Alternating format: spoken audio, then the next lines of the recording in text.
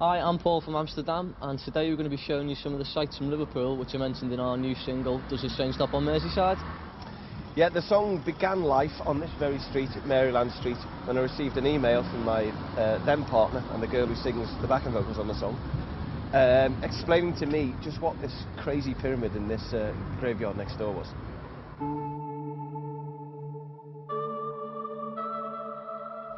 We're outside the tomb of William James Mackenzie, who was quite a wealthy merchant in the 1800s in Liverpool. Now, Mackenzie was a well-known gambler and an ardent atheist, which was a very unusual thing back in those days. And one night he was playing a game of cards here on Rodney Street, and there's a guy there called Mr. Madison, who he didn't know.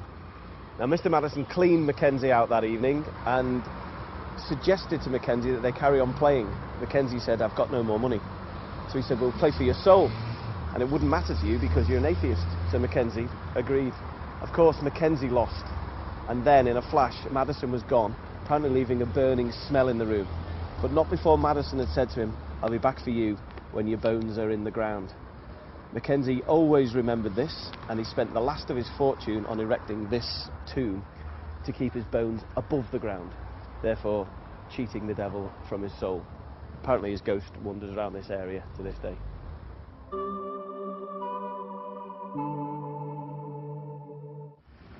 This is John Lennon Airport in Speke, Liverpool, and this is where EasyJet have one of their main operations. You can fly from here cheaply to anywhere in Europe. So at the weekend, the great cities of Europe are just full of pissed up scousers having a great time. The orange and white jets take off here, go across the river and fly directly above my house, taunting me, making me wish I was on them.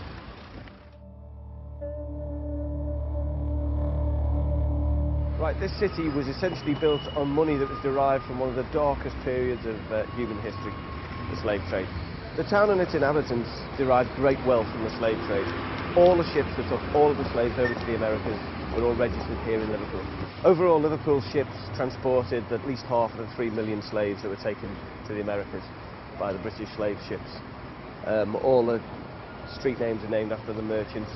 All the buildings are built by slave money. It's a dark secret.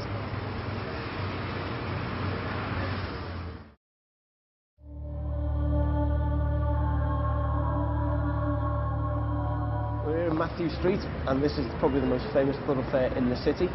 Here at the bottom of the street is where 5 roads converge. And according to Bill Drummond, erstwhile rock and roll lunatic and manager of various bands, there's a line of energy comes down from the North Pole and goes straight up the middle of the street, and then goes off to Glastonbury or Egypt or some other mystical bollocks. And that's what gives this street its special energy and why so many special things have happened on this particular road. So here we are on Matthew Street, outside the world famous Cavern Club. The Beatles played here, so I've heard, 262 times, although not technically this cavern. What's not so well publicised is that about 20 years ago it was tunnelled through and filled in to make room for the underground system at Liverpool. It's under there. So if you just look under here, you can see that it's currently being renovated. But for the time being, if you come into Liverpool and you want to see the cavern, this is about as close as you're going to get. Once you've had like 3 pints of Stella, just for the cavern. Right, on the other side of the street from the Cavern Club was Eric's, which God knows what it is now. But this was Liverpool's premier punk rock club.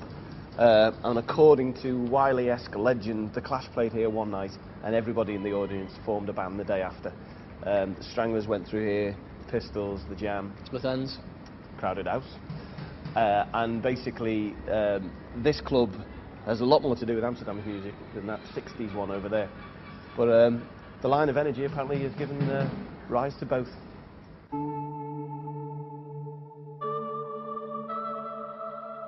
Okay, we're now on Slater Street, which if you're in town on a Saturday night is one of the busier parts of the city, famous for the Jacaranda Club. Not for the faint-hearted on Saturday though. Not for the faint-hearted, no. A very lively place. This place used to be owned by Alan Williams, the Beatles' first manager, who took them to Hamburg, found them the first drummers, got them the first gigs. The first ever show they did was downstairs here in the cellar. And Alan can be seen around town telling his famous tale of how he lost the band to Brian Epstein at the cusp of international success in various pubs around here. Especially this one here. This is the Marlborough Arms. Except it's not the Marlborough Arms, is it? No, it's just the Marlborough pub, because the songwriter is a shoddy workman and can't be bothered researching his local ale houses. I thought it was called the Probably Marlborough Arms. doesn't spend enough time in them anyway. You think he'd know the fucking name? Not that much. And I thought it was called the Marlborough Arms, but it's called the Marlborough. So there's a grave error right in the middle of the song.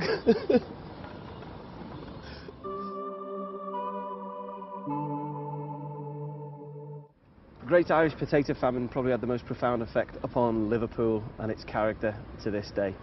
Over 1 million people starved to death just across the water there in Ireland. That's why Liverpool's known as the capital of Ireland. A lot of people came over here, starved to death in the streets here in Liverpool as well. And the funny thing is that there wasn't actually a famine, there was just a blight on potatoes. There's plenty of crops, oats, barley, wheat, fish, livestock. But the British shipped them all out and the peasants starved to death. And then they came over here. Because of this, Liverpool is not a very English city. It's kind of got its back to the rest of the UK. It's more of a Celtic place. And all of this gives rise to the fact that the girls don't wear any coats even in the dead of winter. Jack Straw says that we're all up to something. Everybody's got a joke to tell. Everybody's a thief. Some of it's true, some of it's not. It's just a very different place. That's the main thing.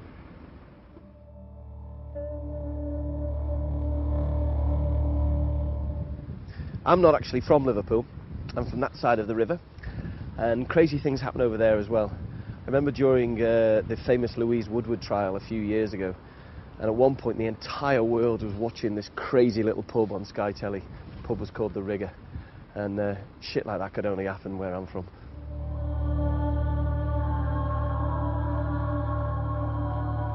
Now, I'm not a Liverpool fan, and I'm not an Everton fan.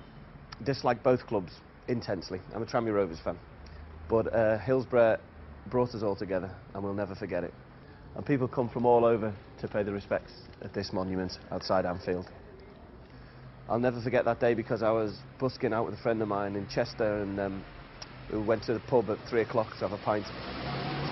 And we just watched all the scenes unfold in front of us on the television. Now, a couple of years after this, a friend of mine ran a fanzine called What's the Score, and he published a photograph. And the photograph was as of the Liverpool fans and the Forest fans ferrying the dead and injured on makeshift stretchers made out of advertising hoardings, whilst in the background there was a circle of policemen chatting with folded arms, not helping the people in distress at all. Very powerful photograph. And of course we'll never forget until we get justice for the 96 people that died that day.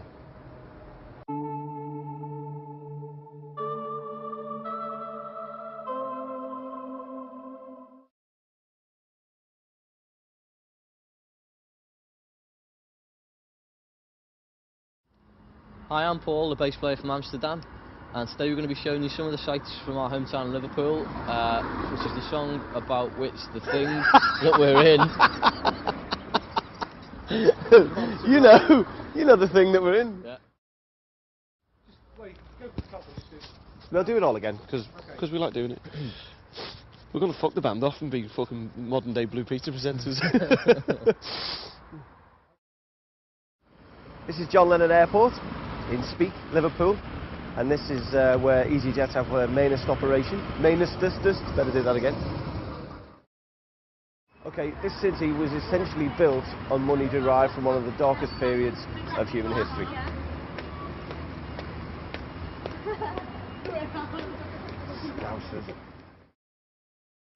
A line of energy, a ley line, comes down from the North Pole and straight down the middle of the street, off to Glastonbury, and then some other